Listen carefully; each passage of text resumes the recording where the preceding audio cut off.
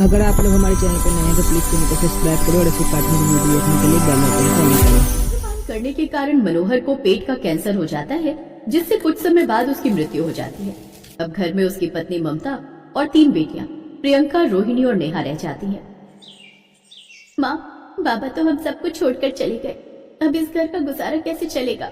अब लगता है मुझे ही लोगों के घरों में जाकर काम करना पड़ेगा। नहीं माँ, तू परेशान मत हो। हम दोनों बहनें मोहन चाचा से खेती सीखकर अपने खेत में ही कुछ काम कर लेंगी। हाँ माँ, हम खेती का काम ही सीख लेंगी। ममता मोहन को अपने घर बुलाती है। मोहन, तुम्हारे भैया के जाने के बाद हमारे घर के हालात काफी खराब हो गए हैं। अगर तुम मेरी बेटियों को खेती का काम सिखा दो तो कम से कम पेट भरने लायक गुजारा तो चल ही जाएगा।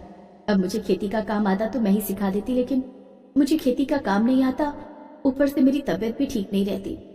ठीक है भाभी, मैं इन तीनों को सब बता दूंगा, लेकिन जो भी करना है वो तो आपकी बेटियों को ही करना है। आप चिंता मत कीजिए चाचा जी, हम सब कर लेंगे। ठीक है, तो कल सुबह जो है जल्दी खेत पर आ जाना। अच्छा। अब अगले दिन दोनों बहनें खेत पर पहुंच जाती हैं। देखो बच्चों, अब सर्दियों का मौसम आने वाला है, इसलिए अब हम सर्दियों की फसल यानी कि गाजर की खेती करेंगे। अच्छा। गाजर? लेकिन वो क्या होती है? मैंने तो आज तक नहीं देखी। गाजर का बहुत ही उपयोग है। तुम जानती हो, उसकी सब्जी से लेकर मिष्ठान तक कुछ भी बन सकता है भाई। गाजर का हलवा तो लोगों को बड़ा ही पसंद आता है। चलो, अब मैं तुम्हें खेती करना बताता हूँ, ठीक है?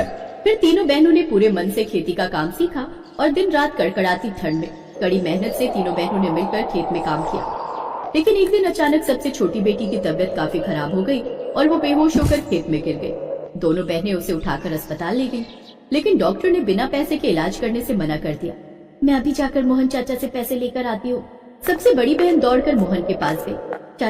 चाचा मुझे कुछ पैसों की जरूरत है। छोटी की तबीयत खराब है और डॉक्टर बिना पैसों के इलाज करने से मना कर रहे हैं। ना बाबा ना, मैं तुम लोगों को पैसे देने का रिस्क नहीं ले सकता।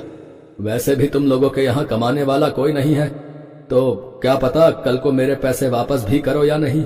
नहीं चाचा, मेरे खेत में बोई गई गाजर की फसल बिकते ही मैं आपके पैसे लौटा दूंगी। नहीं, तुम्हारा क्या भरोसा। वैसे एक काम कर सकते हैं, अगर तुम मुझे अपने खेत की आधी गाजर दे दोगी तो मैं तुम्हें पैसे दे सकता हूँ। ठीक है चाचा। मोहन उसे पैसे दे देता है, जिससे वो अपनी छोटी बहन का इलाज करवाती है। कुछ दिन बाद नेहा ठीक होकर घर आ जाती है। ऐसे कुछ दिन बीतते हैं और उनकी गाजर की फसल भी तैयार हो जाती है। अरे वाह, फसल तो बहुत अच्छी हुई है। तुम सबने बहुत अच्छी मेहनत की। इतनी अच्छी गाजर की फसल से तुम्हारी अच्छी कमाई होगी। जब से आपने गाजर के हलवे के बारे में बताया है ना चाचा, तब से नेहा गाजर का हलवा मांगती है। इसलिए सबसे पहले उसे इन गाजर का हलवा बनाकर खिलाऊंगी। क्या आप गाजर का हलवा बनाना एक बार मुझे सिखा देंगे? फिर मैं खुद ही बना लिया करूंगी। गाजर का हलवा? नहीं, ये गाजर तो हमने बेचने के लिए रखी है। और जानती भी हो, गाजर के हलवे में पड़ने वाला सामान कितना महंगा आता है भाई। तुम गरीबों के बस की बात नहीं है गाजर का हलवा खाने की, समझे? लेकिन चाचा। अरे बस अब बेकार की बहस मत करो भाई। बेचारी प्रियंका कुछ नहीं कह पाती।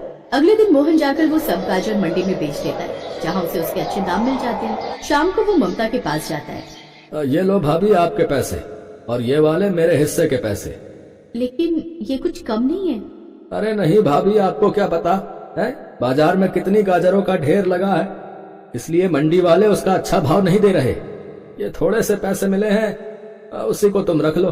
ममता जानती थी कि मोहन ने उनको ठग लिया है, लेकिन वो लाचार आखिर कहती भी क्या। कोई बात नहीं माँ, तुम उदास मत हो।